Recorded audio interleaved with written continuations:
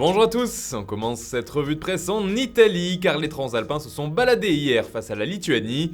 Victoire finale 5-0 pour la squadra azzurra qui n'a jamais tremblé, avec notamment le doublé de Moise Kean qui faisait son grand retour en sélection.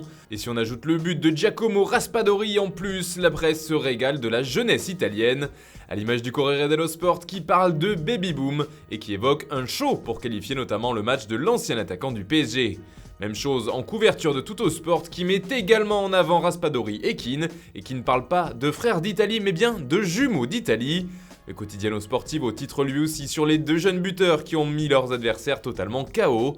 Enfin, le temps est à la joie en une de la Gazzetta dello Sport qui titre « Souris Italie » et qui explique que Kean et Raspadori étaient irrésistibles.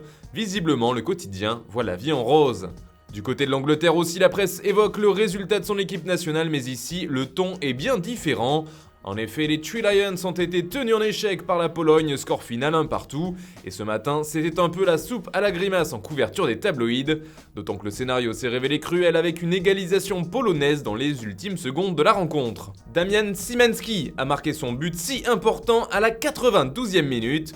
Le Daily Star n'y va pas par quatre chemins et parle de blessure de guerre pour décrire ce résultat et ce scénario traumatisant.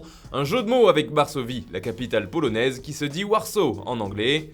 Même titre en une du Daily Mirror qui note également ce gros coup derrière la tête, compris les Anglais. De son côté, le Daily Express est moins tendre et évoque plutôt une agonie lente pour les Lions, même si Harry Kane a atteint Michael Owen à la 5e place des meilleurs buteurs en sélection anglaise. Enfin, The Times a semble-t-il trouvé le coupable idéal pour cette contre-performance, le sélectionneur Gareth Southgate, qui a encore hésité face à l'adversité. On file en Espagne maintenant où c'est également l'équipe nationale qui fait les gros titres.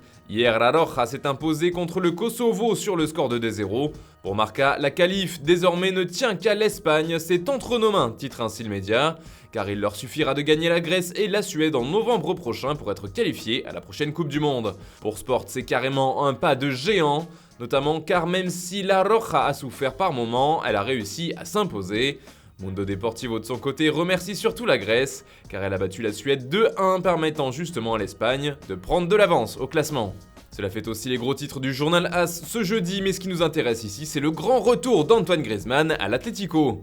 Car hier, il était présenté officiellement par son nouvel et ancien club, et le Français a fait dans la déclaration d'amour pour son retour. Je donnerai tout à chaque match pour remercier le club de son gros effort pour mon retour. Pour moi, c'était facile car l'Atlético me voulait, je voulais absolument revenir, et je savais que c'était le meilleur endroit du monde pour moi, pour être heureux sur le terrain et en dehors. Le dernier jour de Mercato a été un peu fou, mais tout s'est bien passé. Des mots qui sont également repris dans les colonnes de Mundo Deportivo, quotidien pro-barcelonais, et qui sonnent avec une toute autre résonance, même si le ton ne semble pas négatif pour autant. Que dire quand on voit le titre de Sport, journal pro-catalan lui aussi, où l'on parle du retour du fils prodigue. Visiblement son départ a fait du bien à tout le monde. Enfin, on termine ce tour de la presse en France avec l'annonce des sanctions autour des incidents Nice-OM. Match à rejouer sur terrain neutre et à huis clos. 3 rencontres à huis clos pour Nice, Alvaro González a pris 2 matchs fermes, Dimitri Payet 1 avec sursis. Enfin, Pablo Fernandes, le préparateur physique de l'OM, a été suspendu de ses fonctions officielles jusqu'au 30 juin 2022. À rejouer, explique ainsi le quotidien L'Équipe, qui ajoute que Nice a aussi récolté 2 points de pénalité, dont 1 avec sursis.